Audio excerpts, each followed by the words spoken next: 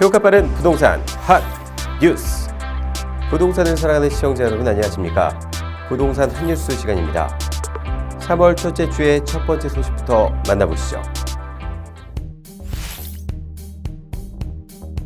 코로나19 사태가 장기화되면서 전국 단위 방문객이 많은 부동산 중개업소에도 코로나 주의보가 켜졌습니다. 관악구의 한 부동산 중개업소 직원이 코로나19 확진자로 판명되면서 사태가 진정될 때까지 개점 휴업에 들어간 중개업소도 속속 늘어나고 있습니다. 특히 코로나19의 국내 첫 확진자 발생일인 1월 20일 이후부터 서울 아파트 거래는 급감 추세입니다.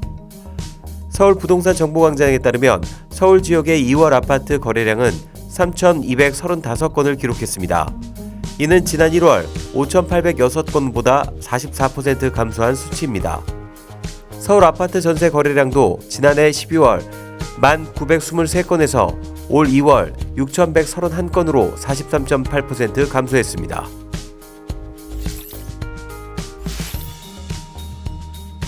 신종 코로나 바이러스 감염증 여파가 부동산 분양시장의 물량 변동성을 키우고 있습니다. 이일 직방에 따르면 지난 1월 말 조사된 2월 분양 예정 아파트 물량은 26개 단지 총 19,134가구였으나 실제 분양이 이뤄진 물량은 15개 단지 총 1,558가구로 나타났습니다. 예정 물량 대비 절반 정도의 실적에 그친 것으로 코로나19의 여파로 분양이 대거 연기된 탓입니다. 3월에는 44개 단지 총 가구수 33,433가구가 분양을 앞두고 있습니다. 그러나 코로나19 여파가 언제까지 이어질지 불확실한 상황이라 3월 분양도 연기될 가능성이 크다고 직방은 예상했습니다.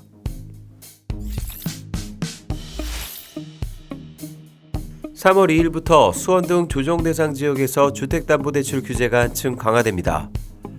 2월 28일 금융위원회는 조정 대상 지역 주담대에 대해 시가 9억 원 기준으로 담보인정 비율 규제 비율을 차등 적용하는 내용을 담은 행정지도를 전 금융권을 대상으로 3월 2일부터 시행한다고 밝혔습니다.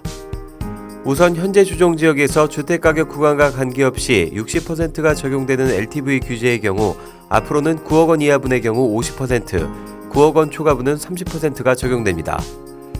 이번 규제는 전 금융권 가계대출과 주택임대업 매매업 개인사업자, 법인 주담대가 적용 대상입니다. 다만 무주택 세대주이면서 주택가격 5억 원 이하, 부부 합산 연소득 6천만 원 이하 요건을 모두 충족하는 서민 실소유자의 경우 현행과 같이 LTV 가산 적용을 받을 수 있게 됩니다.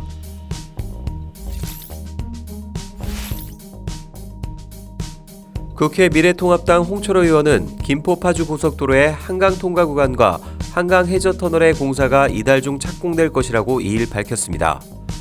한국도로공사가 홍 의원에게 제출한 자료에 따르면 도로공사는 김포 파주 고속도로의 한강 통과 구간 공사에 대한 설계를 완료한 후 3월 중 시공사와 계약 및 착공에 들어갈 예정이라고 밝혔습니다.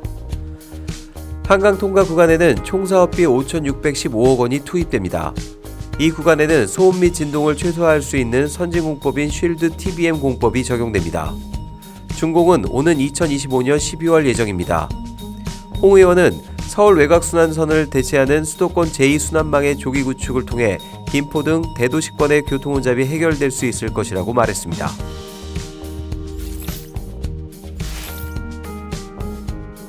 정부가 이달부터 전국에 등록된 임대사업자를 대상으로 의무규정 위반 여부를 전수조사합니다.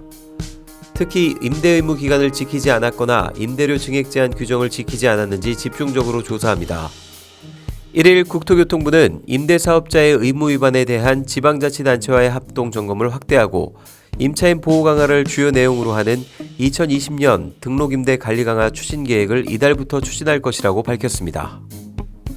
국토부는 전국 지자체와 합동으로 의무 위반자 적발에 나섭니다. 합동점검은 임대차 계약 차진 신고 기간을 포함해 12월까지 진행될 예정입니다. 의무 위반 사항이 적발된 사업자에게는 과태료를 부과하거나 사업자 등록 말소 및 세제 혜택 환수 등이 이뤄집니다. 점검 항목은 임대사업자의 공적 의무 전반입니다.